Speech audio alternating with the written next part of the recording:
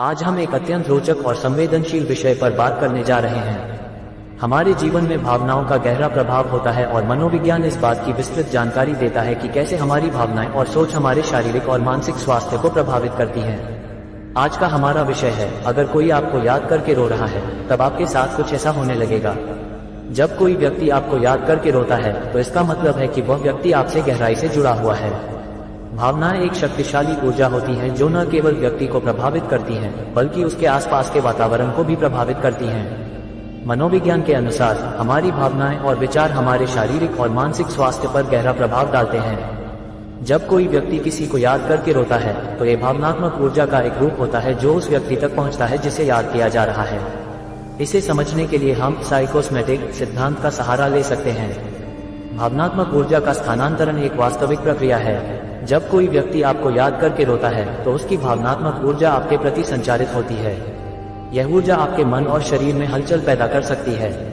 जब कोई आपको याद करके रोता है तो इससे आपके और उस व्यक्ति के बीच का भावनात्मक संबंध और मजबूत हो जाता है।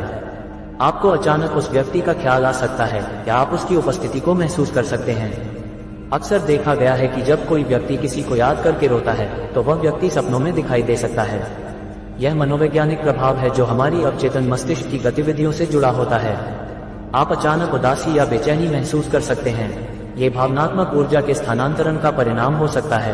वैज्ञानिक दृष्टिकोण से ये समझना महत्वपूर्ण है कि हमारी भावनाएं और सोच हमारे न्यूरोट्रांसमीटर्स और हार्मोन्स को प्रभावित करती हैं। जब कोई व्यक्ति गहरे दुख में होता है तो उसकी ऊर्जा तरंगों के माध्यम से आपके पास पहुंच सकती है। मनोविज्ञान इस बात को स्वीकार करता है कि हमारी भावनाएं अत्यंत शक्तिशाली होती हैं। वे न केवल हमारे मानसिक स्वास्थ्य को प्रभावित करती हैं बल्कि हमारी शारीरिक स्थिति पर भी असर डालती हैं। जब कोई आपको याद करके रोता है तो उसकी भावनाएं आपके साथ एक अदृश्य तार से जुड़ जाती हैं। अगर आप इस तरह की भावनात्मक ऊर्जा को महसूस करते हैं तो सकारात्मक सोच को अपनाएं। इससे न केवल आपकी मानसिक स्थिति में सुधार होगा बल्कि आप उस व्यक्ति की मदद भी कर सकते हैं जो आपको याद करके रो रहा है। ध्यान और मेडिटेशन आपकी भावनाओं को संतुलित करने में मदद कर सकते हैं। यह आपको शांत और स्थिर रखने में सहायक होता है। अगर आपको पता है कि कोई व्यक्ति आपको याद करके रो रहा है तो उसे अपना समर्थन और समर्पण दें। यह उसके लिए बहुत सहायक होगा। जब किसी की भावनाएं आपके प्रति इतनी गहरी होती हैं कि वे आपको याद करके रोते हैं तो यह आपके जीवन में कुछ अनजाने में होने वाले बदलावों का संकेत हो सकता है।